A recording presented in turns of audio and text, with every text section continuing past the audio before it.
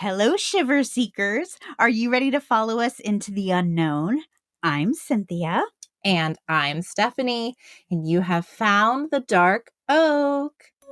Come with us as we discuss Amelia Earhart, her accomplishments, her bravery, and her mysterious disappearance.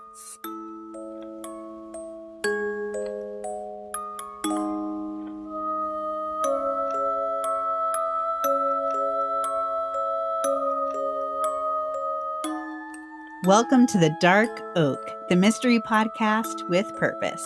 Each month, through the Branch of Hope Fund, we give a portion of our earnings from our Patreon and sponsors to a nonprofit organization of your choosing. To find out how you can be part of the movement, head over to thedarkoak.com or stay with us until the end of the episode and we will give you all the details. Thank you, Cynthia. Today, we are going to talk about one of my straight up heroes, Amelia Mary Earhart. I know we've kind of alluded to the fact that I had a kind of sheltered childhood. I didn't get to listen or watch to almost anything spooky. I got to read spooky things. And somehow I stumbled upon Amelia Earhart for one of my middle school book reports, realized it was not only a totally inspirational tale because of Amelia Earhart, but was also a mystery at the end. It was like the best of both worlds for me. Huge mystery. Huge mystery. 90 years later, we're still talking about it. I'm really excited to share the legend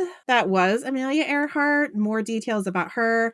And even though I've known a lot about Amelia Earhart over the years, it was really neat to kind of go and brush up on my history of what she was able to accomplish for women. And then we'll explore some theories about what happened to her on her final flight and where she is now. I'm super excited because other than knowing that she disappeared on this flight, that's really all I know. So I'm excited to learn. I'm really excited too. This is one of our Branch of Hope Fund cases. You covered the Peterson case last week and told us all about Superstition Search and Rescue Fund. And today I'm going to give you some more details about the 99s and their Amelia Earhart Fund. These are our two choices for your votes this month to receive a portion of all of our proceeds. So really excited to tie it all together for you. I'm so excited. Amelia Mary Earhart was born on July 24th, 1897 in Atchison, Kansas. And Atchison, Kansas is just as small and quaint as you imagine it is. I'm having visions of Dorothy. Yes, it's very much that. It wasn't known for much until Amelia came along. And even today, it only has 11,000 residents. And it's really funny to think about such a dynamic personality coming out of such a sleepy town. However, Amelia would go on to really change air travel, especially in regards to women forever. Amelia was born to Edwin Earhart, a local attorney, and his wife, a debutante named Amy. She was born in the home of her maternal grandfather, Alfred Otis, who was one of the most successful and prominent men in Atchison. He was a former federal judge and the president of the Atchison Savings Bank. And while he was a very supportive father and grandfather, he had a lot of reservations about Edwin's abilities to support his budding family. He was an attorney, but he really had a hard time finding gainful employment. And so there was always a little bit of tension in that area. 2 years later, Amelia would be joined by her sister named Grace Muriel. She eventually just went by Muriel. And the two would become fast friends, and both would later comment on their mother's very unconventional style. She homeschooled the girls and also taught them how to be strong and independent. She spent more time teaching them to think rather than to comply with conventional norms. Love that. With love, heart. Amelia shirked conventional feminine style too, and she loved wearing bloomers, and she loved to collect frogs and bugs and had collections of creepy crawlies, stuff that would now be classified as tomboyish type stuff. But to her, the way she was raised, her mom, that was just a normal way to be. Okay. In 1907, when Amelia was 10, her father was relocated by his job to Des Moines, Iowa. It was decided that Amelia's mother would join her father, but that the girls would stay with their grandparents. 2 years later, they joined their parents in Iowa, where they tried to pick up their home studies, but it just wasn't clicking for them. It was decided that the girls needed to attend public school. Amelia was now in 7th grade, and while you would think she would struggle joining a new school at such a late age, the opposite was true, and she excelled and was known around the school for her cleverness and eagerness to learn. So she just dove right in there. She made tons of friends, and the teachers just adored her. A bit later that year, Amelia's father took Amelia to the Iowa State Fair, where an airplane was displayed to the public. The Wright brothers had flown their plane just a few years earlier, and it technically was a plane, but it's not the plane that we picture in our heads now. I mean, it was much more rudimentary looking. And Amelia was asked by her father if she would like to go for a ride in the airplane. And Amelia simply answered that she would like to go back to the merry-go-round. Oh. Yeah, it wasn't her thing back then. Around this time, Amelia's father, Edwin, was given a promotion at his job, and the family moved to a larger, nicer house. Unfortunately, this move proved damaging for the family, though, as both Edwin and Amy started spending well above their means, and the family soon found themselves running out of money. This led Edwin into a deep depression, and her father retreated into alcoholism. Oh, no. Yeah. By late 1910, Amelia was taken back to her grandparents' home. Not super stable here. Yeah, that's sad. Yeah. When she arrived, she found her grandmother very ill. She spent much of the next year caring for her grandmother while also keeping up with her schoolwork. When her grandmother passed, her will left a significant inheritance to Amelia's mother, Amy, but it came with stipulations. The money must remain in a trust for 20 years or until after Edwin died.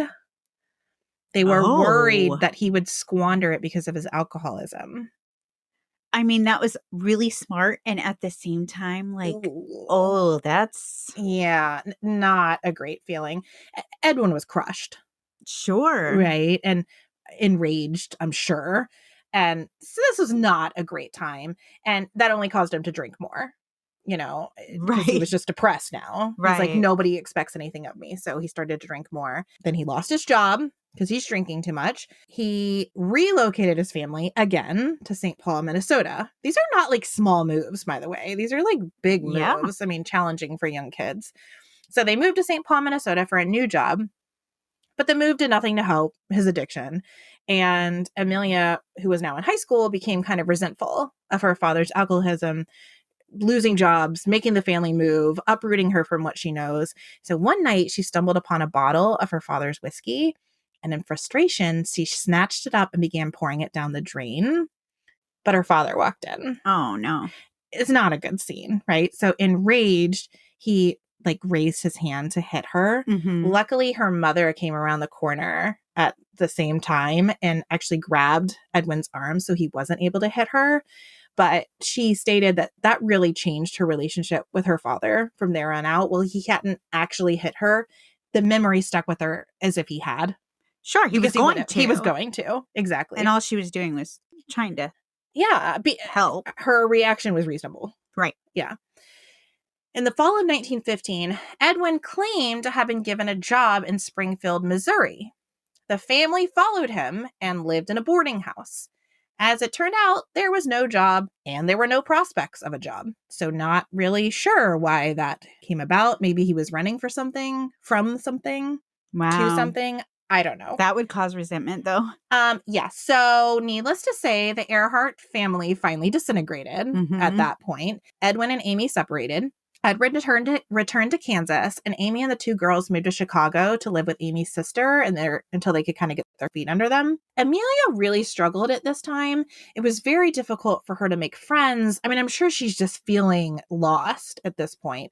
And one of the reasons she had a tough time making friends is that she also took her education very seriously. Okay. And it was even more escalated than this teacher's pet, because at the start of the new school year, she was assigned to what I would call a very irresponsible English teacher who basically told the kids to entertain themselves for an hour and she would just give them an A, which I've had teachers that phone it in for sure. But this one was pretty out there. Of course, all the kids loved it. They just had a free period. But Amelia felt insulted. How dare you not teach me? I'm here to learn. So she created a petition and circled it around the school to try to get the teacher fired. Okay, so clearly That's going to make her so popular with all the other students. It did not go well and did not succeed. Okay. The teacher stayed, and she was still assigned to that class. Oh, well, and that's sad because at least move her to a different class. No. They gave her the option basically just to sit out in the library during the class period. So she basically hid in the library. It was really bad. She was miserable. She didn't even attend her graduation ceremony. And the yearbook caption under her photo reads, quote, A.E., the girl in brown who walks alone. No. Yeah. Isn't that terrible? Wow. Well, yeah, who's laughing now? Right. I'm just saying. But it's all to tell you, hey, you teenagers out there, you're struggling. This is not it. Oh, no, it's not. It's not it. Like, keep going. Oh, you will make it. Oh, yeah. I mean, the kid I was in high school and then the woman I am now, I'm like, oh, man, if I could just tell her a few things. Even now, I tell 40-year-old me, like, just wait another 20 years. Right. Wait until you have more wisdom. Wait until you've experienced more things. Right. Like, this is not the end. Not at all. It's barely the beginning. Exactly. So anyway, the girl in brown who walks alone. Oh. Yeah. Amelia's mother eventually found out that her brother, who was in charge of the estate left to Amy when her mother had died, had been slowly squandering parts of the trust. Amy took the matter to court. A judge subsequently ruled that Amelia's grandmother had been incompetent when she had originally signed her will, and Amy was able to collect the inheritance due to her immediately. Amy immediately paid for Amelia's college tuition at Ozong School for Girls. It was a junior college that would eventually become part of Penn State University. In 1916, she arrived on campus via train. Unfortunately, the owner and headmistress, Abby Sutherland, not only kept students busy to diminish social time and troublemaking, she believed that if you were idle at all, what is that saying? Idle hands are the devil's. The devil's workshop? Yes. Yes, she totally believed that. So she made sure that nobody had any time for dilly-dallying. Like, there was always constructive things to do, which isn't necessarily a bad thing for young people. I do agree. However, she was a little over the top. But she also heavily stressed instruction on correct social behaviors. Amelia wrote home to her mother describing how on one occasion, the female students were taught how to sit properly in a chair. There was a chair that was put in the center of the room, and each girl took their turn in trying to sit properly. That was part of their college education. Okay. So take from that what you will. While many social graces were missed on Amelia, she nevertheless did go on to charm all of her instructors, including Miss Sutherland. Oh, yeah. Of course she did. At the end, she was like, yeah, she's pretty clever. In 1917, Amelia left her schooling early to help wounded soldiers returning home from the war, from World War I. She joined a military hospital in Toronto and treated many soldiers whose lungs had been damaged by chemical warfare, which I cannot even imagine. That sounds terrible. Like all things that Amelia did, she threw herself into the job. She also went sightseeing with her sister Muriel and went horseback riding and played tennis. So she got out a little bit. Okay. It was while she was horseback riding that she met 3 men from the RCF, the Royal Canadian Force. At their invitation, the 2 girls were invited to a military airfield. Amelia was hooked. Okay. This was the time. She next attended an air show where she was stunned by aircraft and pilots. One of the highlights of the day was a flying exhibition put on by a World War I ace. The pilot overhead spotted Earhart and her friend who were watching from an isolated clearing and dived at them with the plane. She said, "I am sure he said to himself, 'Watch me make them scamper.'" Earhart stood her ground, however, as the aircraft came close. She said, "I did not understand it at the time, but I believe that little red airplane said something to me as it swooshed by." Oh my gosh, that's so cute. That almost makes me want to cry for some reason. That gets me emotional. Yeah, she just felt totally moved. Right. November 11th, 1918 finally saw the end of World War I. The following year, Amelia returned to the United States and enrolled in a pre-medical program at Columbia University in New York. There, she rented a communal room, and by all accounts, she enjoyed her time and made many friends. After a year, though, she decided to come to the West Coast, where she would live close to her newly reconciled parents. Oh, okay. Amelia also began to heal her relationship with her father. So it looked like things were coming back together. She and her father attended an air show in Long Beach. Edwin, seeing a chance to bond with Amelia, took Amelia to a local airfield and bought her a ticket for a flight. It was $10 for a 10-minute flight. Oh, which actually is kind of like a lot of money, I think. Yeah, back at that time. Then it probably. But imagine what that would cost now. Yeah, that's true. She said she knew before she even took off that she had to fly. She just sat in the plane and said, "This is it. Like that, I see my life." Yeah. Amelia met a 24-year-old woman named Netta Snook. While only a year older than Amelia, Netta was a pioneering young pilot that happily took Amelia under her wing. Amelia paid Netta for lessons at Kenner Field, and it didn't take long for Amelia to excel. Being a pilot wasn't enough for Amelia, however, and she soon decided to own her own plane. Aided by her mother and saving every penny she earned, she purchased her own plane in 1922 from the owner of the airfield, Bert Kenner.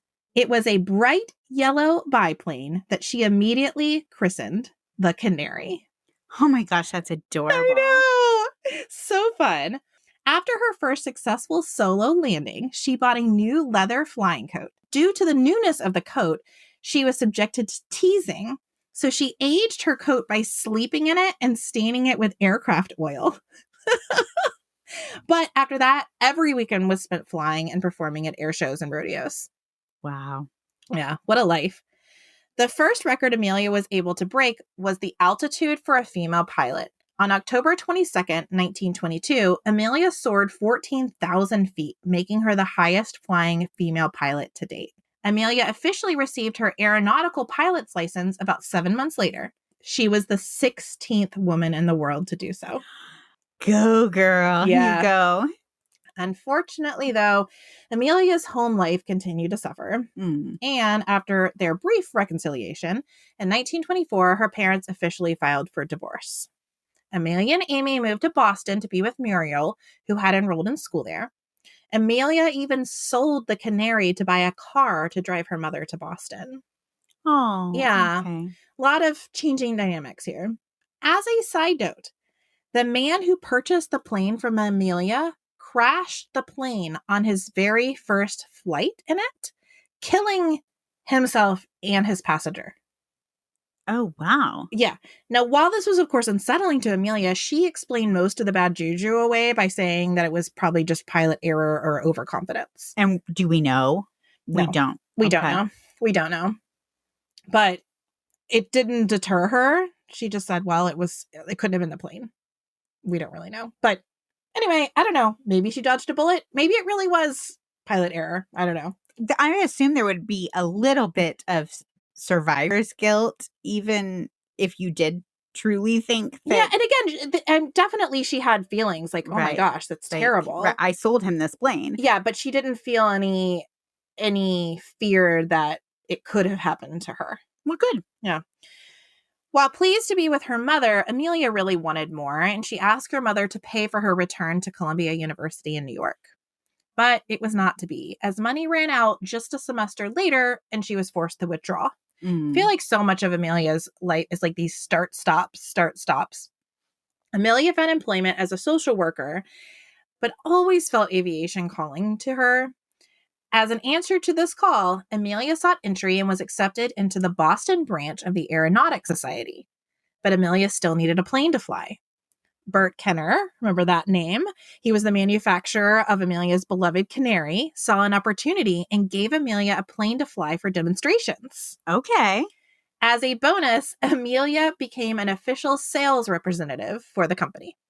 Okay. Yeah. It's good to know people. It definitely is good to know people. In 1927, Charles Lindbergh flew New York to Paris. Earhart couldn't believe it. She also couldn't believe the fame Lindbergh received. Amelia wanted it. She was now almost 30, and she wasn't sure how much of a role air flight might play in her life. However, in April of 1928, Amelia received a call with a very intriguing invitation. She was asked to join 2 other men in what would be a publicity stunt on a transatlantic flight. Amelia would accompany pilot Wilmer Stoltz and co-pilot mechanic Lewis Gordon on a transatlantic flight called the Friendship. The morning of the scheduled flight, the plane was flown to Newfoundland for fuel. But unfortunately, progress was stalled at this point for 2 weeks until weather improved. Again, the start and stop. But the morning of the passage, the Friendship left Newfoundland and 20 hours later landed in Wales. Wow. I can't imagine. Their flight broke records and made Amelia the first woman to cross the Atlantic by air. After Amelia's return to the U.S., Amelia became a celebrity. Following Charles Lindbergh's nickname of Lucky Lindy, she was nicknamed Lady Lindy. G.P. Putnam, a publishing company that participated in the organization of the Friendship flight, wrote a book about Amelia and her experiences. So she got some extra bonuses out of this flight that she did. Amelia goes on to take tests to obtain her transport pilot's license. She's now the 4th woman in the world to do so. With her earnings, Amelia purchased a Lockheed Vega, and she enters herself into an all-female race where she goes on to set 3 more records. George Putnam of G.P. Putnam remained responsible for all of her publicity. Amelia was respected for her rugged determination, wit, bravery, and tenacity. Soon, though, many began to wonder if George Putnam, known as GP, was more interested in Amelia's story or maybe just Amelia herself. Oh, yes. Okay. There was a small little budding romance. Mm-hmm. After GP was divorced from his first wife, they were kind of estranged by the time he had met Amelia. But after his divorce, he and Amelia quickly wed. Okay. Yeah. That's sweet. Yeah. And Putnam was a decade older than Amelia, and many wondered if this was maybe a marriage of convenience over passion. I mean, after all, isn't it great to be married to someone who can promote you and make you look really good? And it was true. I mean, Putnam had basically made her a household name, but from what everybody can tell, they had a very good relationship as well. Well, and it's funny to me because I hear a 10-year age difference, and that I know lots of people who have a 10-year age difference. Like, that's not even, doesn't seem that large, big to me. And again, from all accounts, they had a really great relationship. Right. So maybe it was twofold. Right. You know, and I think he was really enamored with her. I mean, she's unstoppable. Right. She's incredible. Right. Yeah. I mean, yeah. Yeah. Amelia's next record-setting flight was from Newark, New Jersey to Oakland, California, with Putnam promoting her from beginning to end. But soon, Amelia set her sights on piloting her own transatlantic flight. The problem was that Amelia was not comfortable with instrument flying, which was necessary to soar over the Atlantic Ocean. Maps and flying by sight was not a possibility. I mean, you're over the ocean, the wide blue ocean. There are no landmarks. There's nothing to tell you where to go. You have to do it by instruments. So she started studying up. At almost exactly 5 years after Charles Lindbergh's crossing, Amelia left for her own record-setting transatlantic flight in her trusty Lockheed Vega. Only 4 hours into the flight, she ran into a storm that would mean she would fight to save her life for the rest of the flight. Oh, gosh. Yeah, listen to this. Because of the storm, a sheet of ice developed around the aircraft, rendering all the instruments useless. Oh, no. She had no idea where her altitude was or her speed was. And the ice was now weighing down the plane. So you're burning more fuel. And then it wound up covering the exhaust. And so it was pumping gas fumes into the cabin. And she reported that she could feel fuel from the broken reserve tank dripping down her neck. So she's literally feeling this fuel that she needs to make the crossing just draining out. And I'm assuming she doesn't really know where she is either because her instruments are not working. Absolutely not. She has no idea where she is. So she's lost. Yeah. So, I mean, she's hoping she even has enough fuel to make it to shore, if she can even find the shore. It, right. Because, yeah. Boy, yeah. Yeah. Incredibly, she made it. She was way off course. And she wound up landing in this tiny little field in Londonderry, Ireland. Okay. I mean, literally, she pulled up and there were like sheep herders that are like, who are you? She's never been happier to see some sheep. Yes, that's exactly Wow. right. But she made it. I mean, she did it. And this proved to be really her big, big break. And by 1933, she and Putnam were being wined and dined by celebrities. Their most significant celebrity friends were Eleanor and then President-elect Franklin Roosevelt. Okay. Which, I mean, you know people, right? You know people. In 1935, Amelia set another flying record from Honolulu, Hawaii to Oakland, California in an 18-hour flight where she landed in front of 10,000 people. Oh, wow. So she was really doing it. Yeah. Next, she performed a solo flight from Los Angeles to Mexico City, and then an even longer trip from Mexico City to New Jersey. At this point, though, Amelia felt she had tested her Lockheed Vega to its limits. She wanted to fly higher and faster. 3 days later, on her 39th birthday, she purchased her own Lockheed Electra, which promised to provide her both. Amelia tried her hand at a speed race, but only came in 5th. It became clear that long distance was her strength. She began to construct a plan that would allow her to circumnavigate the globe. Whoa, okay. As you can imagine, loads of planning went into this endeavor, specifically refueling. Right. The most dangerous area would be over the Pacific, where she would need to land on an island to refuel before continuing on. Because she would not have enough fuel to make it from like mainland to mainland. So she was going to have to land on a tiny little island in the Pacific in order to get fuel.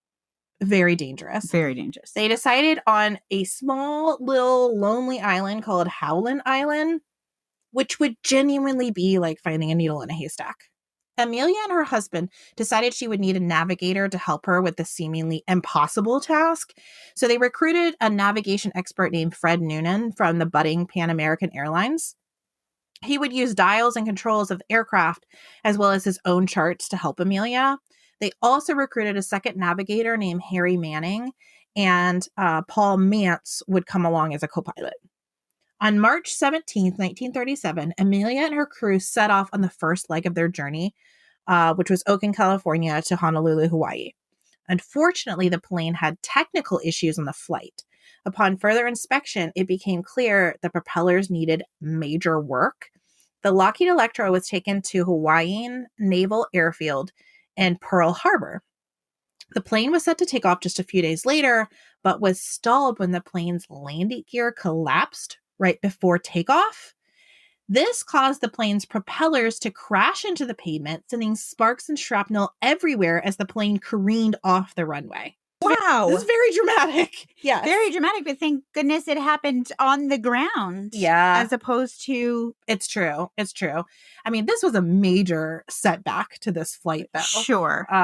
They had no other choice but to table the flight. And what was left of the Electra was put onto a boat and transported to the Lockheed factory in California, where it was originally built to try to be repaired. Unfortunately for the Earharts, the cost to repair the plane was more than they could afford. I mean, they're talking like a major rebuild. Luckily for Amelia, though, G.P. Putnam knew some wealthy individuals, and due to his PR moves, Amelia would soon be back in the flight seat. I was going to say, she should have enough stock behind her that... She's got a few investors there. Yeah. For Amelia's second attempt at circumnavigating the Earth, she would fly only with Fred Noonan. And I'm not really sure what made that change. I'm not sure if just changes in calendar, like dates, maybe the other two couldn't come. But whatever it is, it was only Amelia and Fred Noonan on this trip.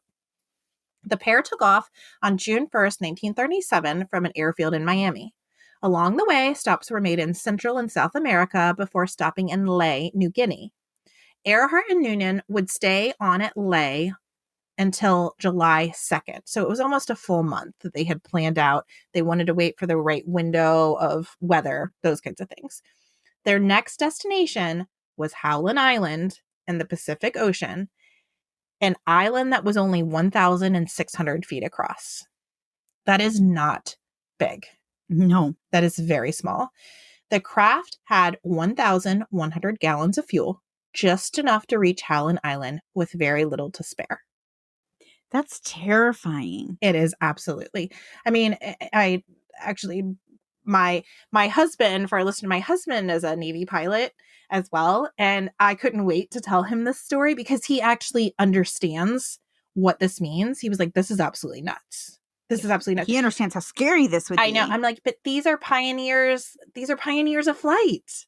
You know, I mean, really, truly taking their lives in their own hands to accomplish something no one has ever done before. So, I mean, you have to be a little nutty to want to accomplish some of these things, but they're the ones that do the amazing things. This is why we're talking about her right now. Because she's a little nutty. She's a little nutty and brave right. and just, incredible. It's amazing. I wish I was a little more nutty like this in this way, Yeah. And fearless. Fearless. Mm-hmm. That's a great way to describe it. Fearless. Amelia would say before her arduous journey, "Please know I am quite aware of the hazards. I want to do it because I want to do it. Women must try to do things as men have tried. When they fail, their failure must be but a challenge to others." Ooh, girl. Yeah, I know. Mm-hmm. The next anyone heard from Amelia was from a radio transmission received by the U.S. Coast Guard vessel Itasca, which was positioned by Howland Island. She was reporting the weather conditions, and all she said was cloudy weather, cloudy. Now, the Itasca was there to not only send her radio bearings, but was also there. They were going to send like a plume of smoke in the air as like a visual cue. So the Itasca was really there, was purposely put there to help her get to Howland Island. She was next heard from at 6:14 a.m. when she informed them she was 200 miles away and requested the Itasca provide bearings. The Itasca sent transmission after transmission, but it became clear that while they could hear Amelia, she could not hear them. Oh, that is so eerie. It is so eerie. At 7:42 a.m., she radioed, "We must be on you, but we cannot see you. Fuel is running low. Oh, man. Been unable to reach you by radio. We are flying at 1,000 feet." As the crew of the Itasca struggled to figure out what to do next, I mean, they know she does not have fuel to spare. I mean, we have got to get her. We've got to find her. But they couldn't. She wasn't picking up on any of their radio signals. She radioed one last time. "We are running north and south." Well, this was a simple direction call, letting others know she would be looking for Howland Island. These words would come to hold so much more significance as they were the final words ever heard from Amelia. Just 1 hour after her final transmission, the Itasca began combing the water for Amelia Earhart, Fred Noonan, and their aircraft. They were soon joined by additional Navy ships.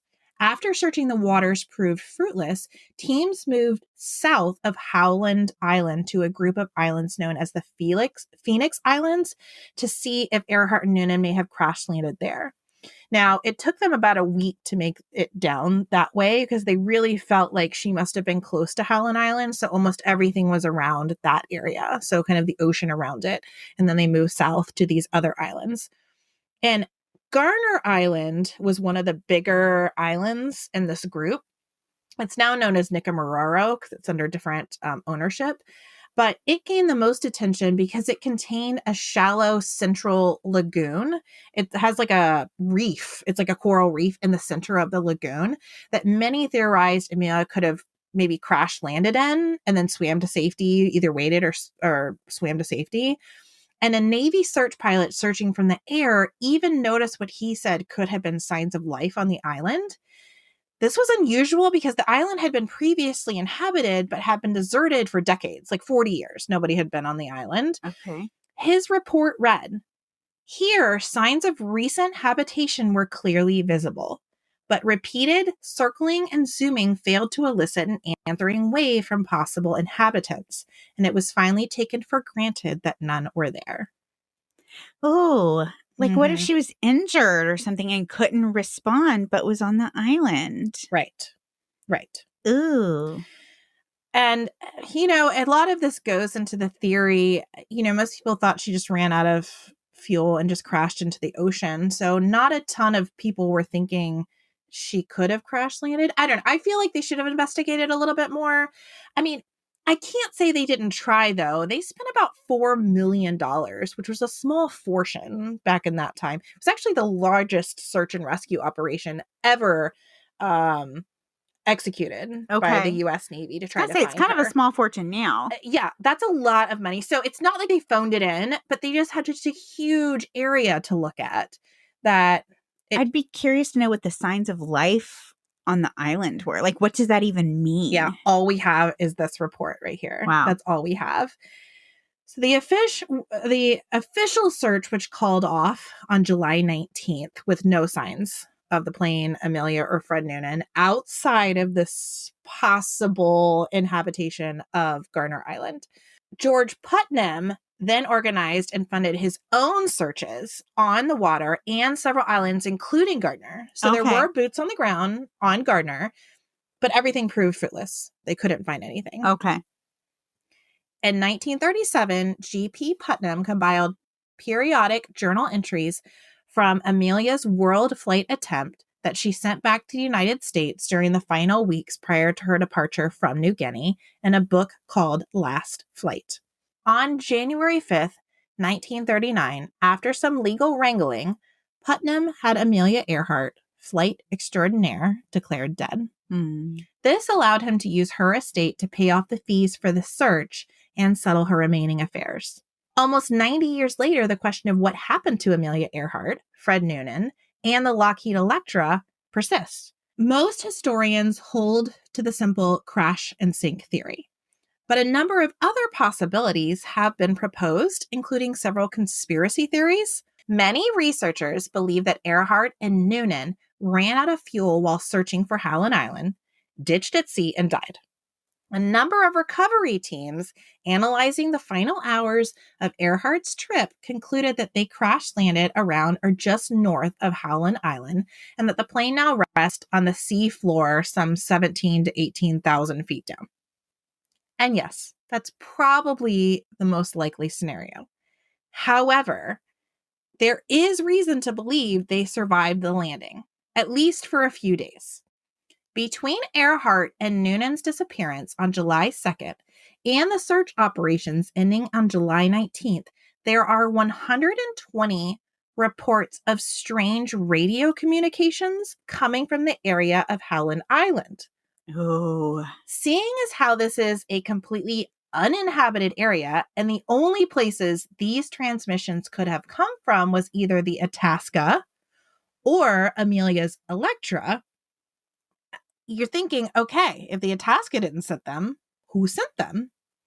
While these distress calls were taken seriously at first, and indeed even used by the Navy in the original search for Earhart, when the search was called off, these transmissions were thrown out and just considered hoax calls. Nobody ever looked into them again. Okay. So as they were coming in, the Navy's like, yes, they may help indicate where Earhart is. But then when, they just kind of went with this crash and sink theory, they thought, well, people are just misreporting. They don't know what they heard. Okay. Yeah. Well, in 2012, the International Group for Historic Aircraft Recovery, or TIGER, decided to examine each of these transmissions to see if they could have come from Amelia's Electra and found that of the 120, 57 were considered credible. Oh my goodness. Yeah. TIGER built a detailed catalog and analysis of all the reported post-lost radio signals and selected the credible ones based on their frequencies.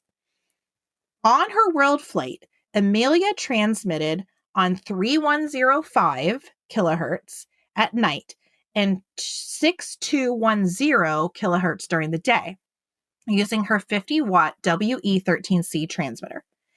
And it has been confirmed that there were no other transmission devices in the area that could transmit voice signals on 3105 kilohertz, including the Itasca. They could use that frequency, but they could only send basically Morse code. Okay. They could send beeps and dashes. They could not use voice. Hers was the only one that would be able to use voice on that frequency. So if something was heard on that frequency that indicated it was her, stands to reason it might have been her. Right. Right?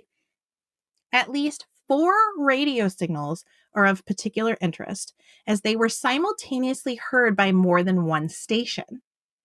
The first signal, made when Earhart had been officially missing for just 5 hours, was received by the Itasca and 2 other ships, the HMS Achilles and the SS New Zealand Star. The Itasca logged the message as, "We hear her on 3105 now, very weak and unreadable." They asked Earhart to send Morse code dashes back because they said, "We can't hear what you're saying, just send Morse code." The Achilles did not hear a weak and unreadable voice, but they did hear Itasca's request and then heard dashes in response to their request. Okay. Yeah, they heard the Morse code be sent back. The SS New Zealand only heard the response Morse code dashes. Okay, so they each heard little bits, but when you put it all together, you have a whole story. Yes. Okay. Compelling, right? Yes. And these are response ships. I mean, these aren't going to make it up. Right. Right? In other cases, credible sources in widely separated locations in US, Canada, and the Central Pacific reported hearing a woman requesting help. She spoke English, and in some cases, she said she was identified as Amelia Earhart. In one case, on July 5th, the U.S. Navy radio in Wailup, Honolulu, heard a garbled Morse code. 281 North Howland, call KHAQQ, beyond north, won't hold with us much longer, above water, shut off. Now, KHAQQ is Amelia's call sign. Wow. Yeah. At the same time, an amateur radio operator in Melbourne, Australia, reported having heard a, quote, strange code, which included KHAQQ. Again, Amelia's call sign.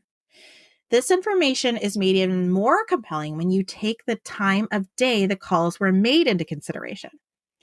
To make multiple transmissions, the Electra plane needed to run right-hand generator-equipped engine to recharge the batteries.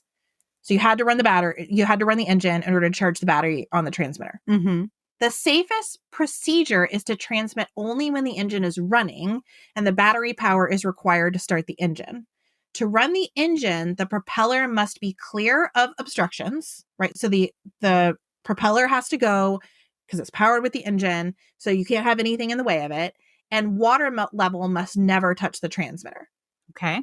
So this means in order for these transmissions to work, the Electra had to be out of the water. Okay. Sitting on top of something, on top of a reef, on top of land, out, not in the water. Okay. In order if for it's these floating in the water, it's not going to be not able to gonna do this work because the propeller will not work. Exactly. Gotcha. The propeller won't work. Things will be wet. Not going to happen. Okay.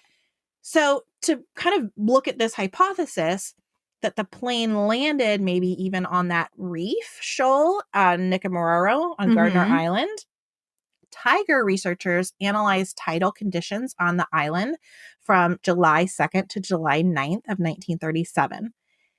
It emerged that transmissions of credible signals occurred in periods during which the water level on the reef was low enough to permit engine operation. Ooh, wow. It's kind of compelling. According to the Tigar hypothesis, Amelia would have used the aircraft's radio to make distress calls for several days until the plane was washed over the reef and disappeared before Navy searchers flew over the area. Because remember, it took them a week to get down there after she disappeared. There were several searches, officially and unofficially, in the years following the search of the Navy and that of G.P. Putnam. Several attempts at settling the island that wound up failing. And in 1939, a survey of the island was completed and no evidence of the plane or its pilots were found. Okay. However, in 1940, a discovery was made. 13 bones. Ooh. A human skull, both arm bones from both arms, a tibia and a fibula from a lower leg, and 2 femurs, which are the thigh bones, along with a woman's shoe. No. A Benedictine bottle, which I'll go into, and a sextant box, which I'll go into. The Benedictine bottle it's an herbal liqueur that was made in France. So it's like a cordial, if you will. Okay. And Amelia loved it. So she used it as her celebratory drink. So she would have had it. She would have had it on the flight. And I mean, how'd that get on this island? How did that get on this island? And it would be kind of a coincidence, right? Sure. Now, are you familiar with what a sextant is? No. So a sextant is one of those old tiny measuring instruments with like the 2 spikes, and you like swirl them around on the map and and the circle. Exactly. So they found a box which a sextant would have gone in. Okay. Which you would need when flying a plane. Certainly Fred Noonan would have had one on this plane. Now they weren't able to track the box back to the Electra, but it's still a really interesting find. Very interesting, especially when put together with the other findings. Exactly. The bones were sent to Fiji, where they were examined by physician D.W. Hoodless. Even though forensic osteontology was still in its infancy, Hoodless took measurements of the bones and, using the most accurate scales at the time, determined that the bones were that of a short, stocky, male European. With most already assuming the crash and sink theory to be true, and Hoodless claiming the remains were not that of Earhart, interest was lost in the case, and the bones were either lost or discarded. We just talked about this. Right. About destroying evidence of any kind. Why do we ever do this? Right. As the years passed, however, renewed interest in the case led to a re-examination of Hoodless's findings. While the bones themselves were not available, Hoodless's measurements of the long bone survived. Plugging his collected data into current computer models reveal that it is possible the bones could more closely resemble those of Earhart than originally thought. In 2019, National Geographic special Expedition Amelia depicts an August 2019 search for Earhart's aircraft off Nicomoraro's Reef, conducted by ocean explorer Robert Ballard, who has found several ocean wrecks, including the Titanic. Okay. So he has a resume. I say he's an expert. Yeah. Ballard was intrigued by the documented radio signals they had talked about, which seemed like they were coming from Nicomeraro. Although they were taken from, different locations and times, he thought this is pretty compelling, just like we did.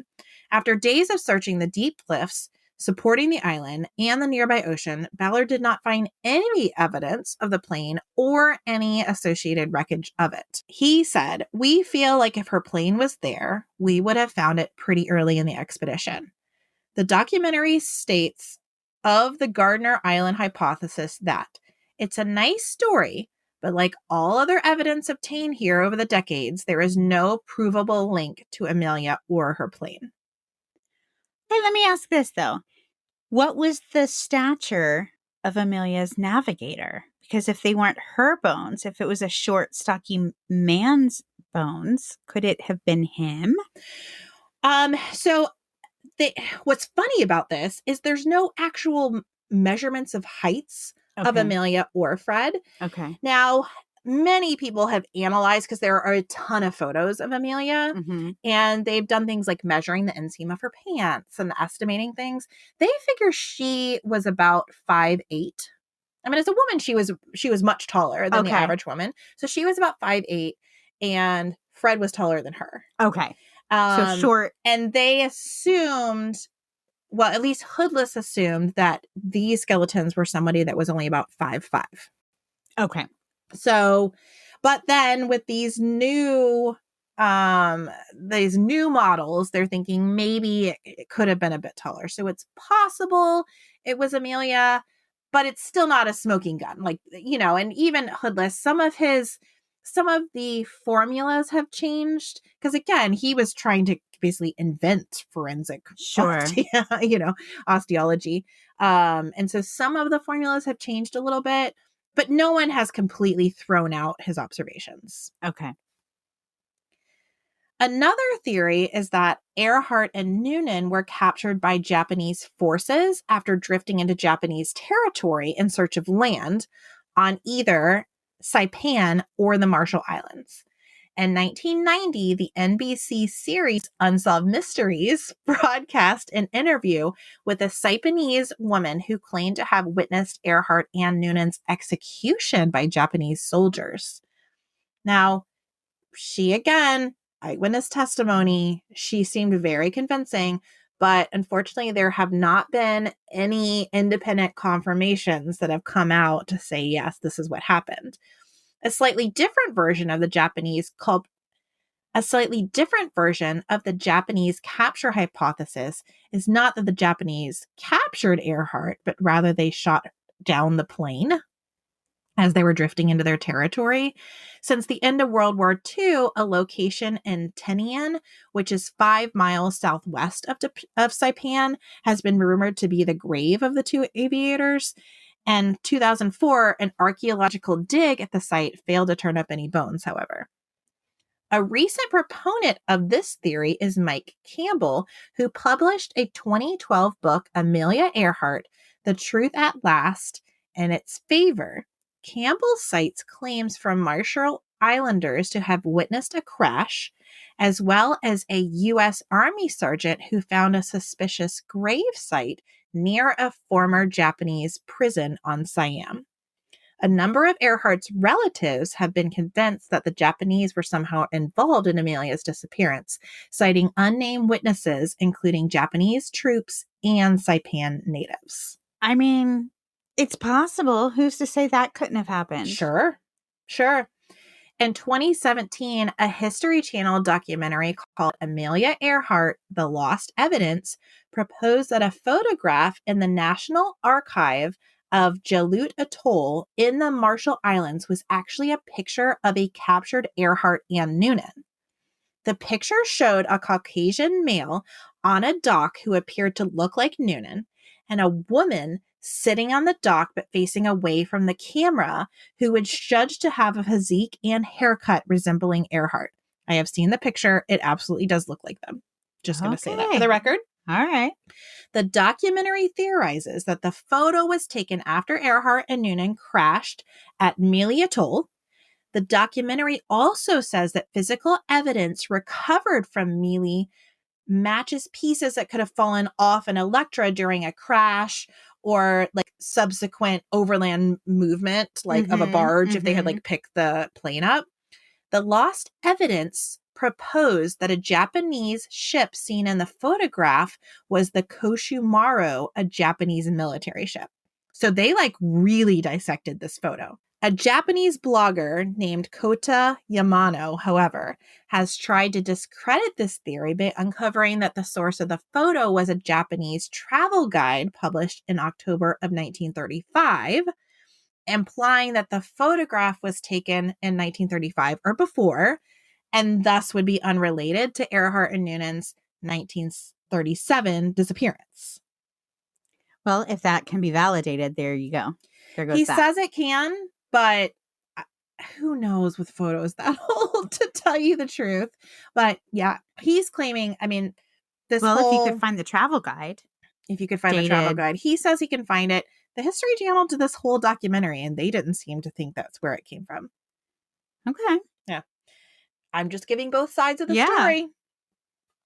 Now, show us the travel guide. Show us the travel guide. That's exactly right. Now, critics of this theory cite the tremendous distance between Howland Island and the Marshall Islands. I mean, they must have been really off track if they were going to get there. And again, they didn't have a ton of fuel. So they must have been off track for quite a while in order to reach them. Not saying they couldn't, but it was a tremendous distance. Also, many have theorized that if the Japanese had found the wreckage, they would more than likely have had substantial motivation to rescue the famous aviators and be proclaimed heroes. That makes sense. Yeah.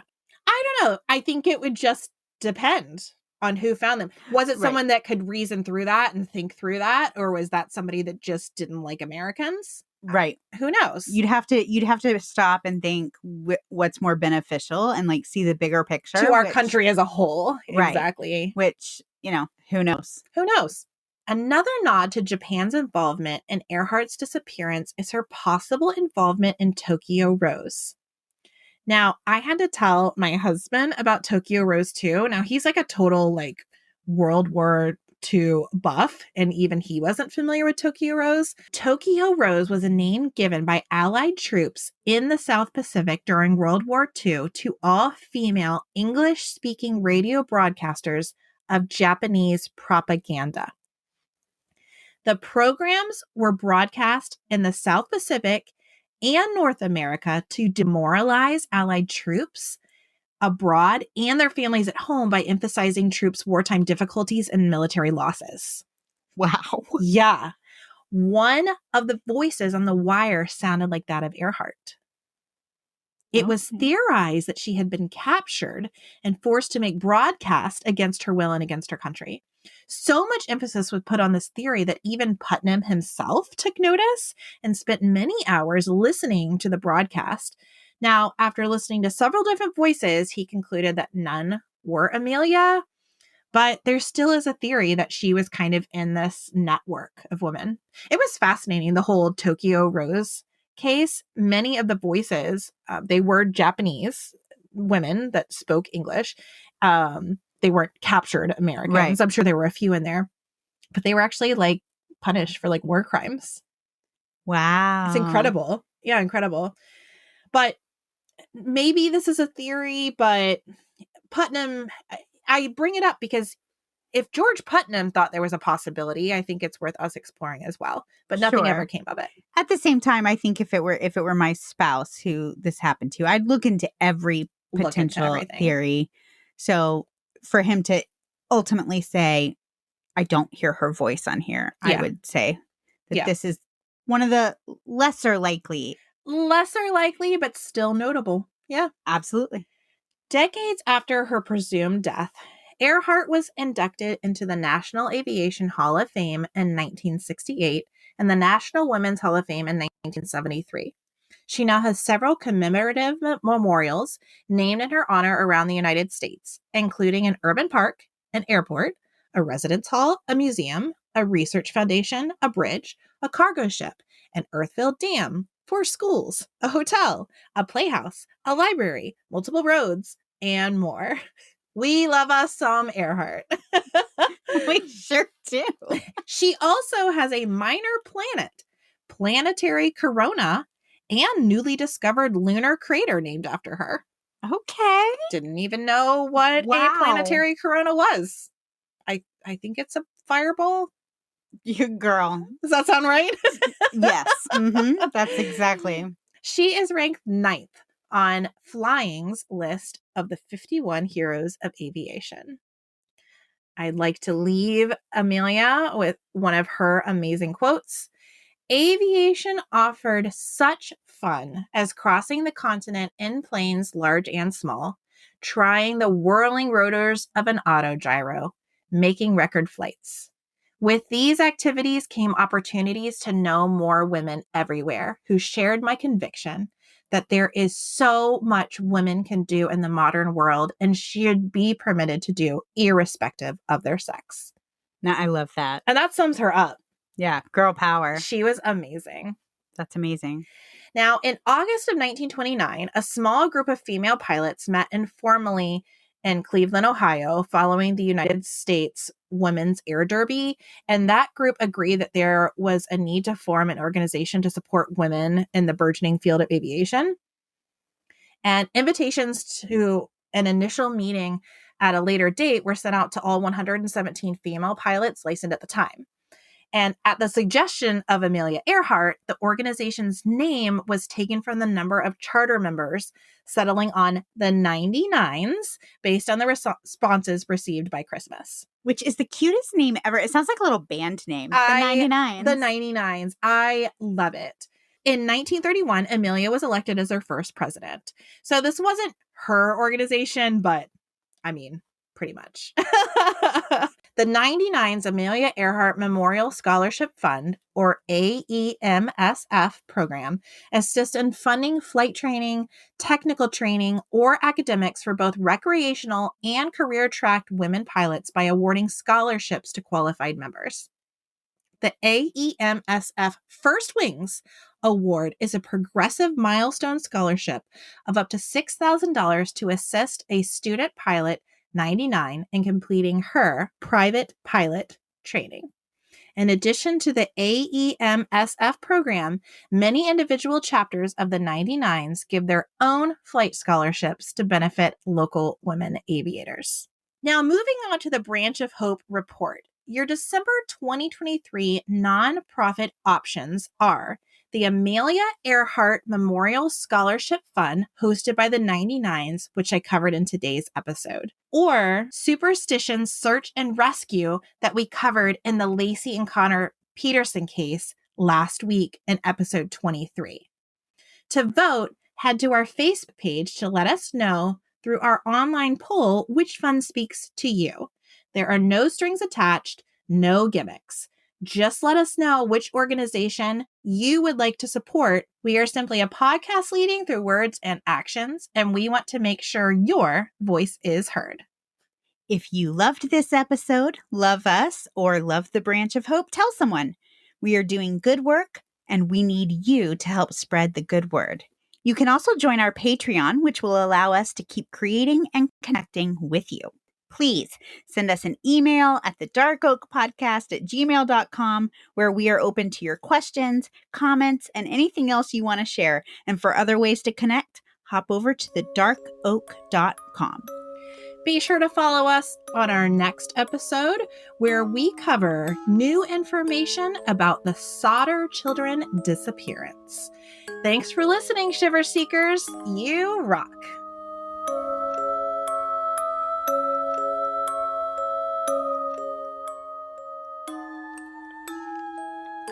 This episode of The Dark Oak was created, researched, written, recorded, hosted, edited, published, and marketed by Cynthia and Stephanie of Just Us Gals Productions, and made possible by you, our shiver-seeking listener. Special thanks goes to Justice Himes for our incredible artwork and Ryan Crete for our amazing music.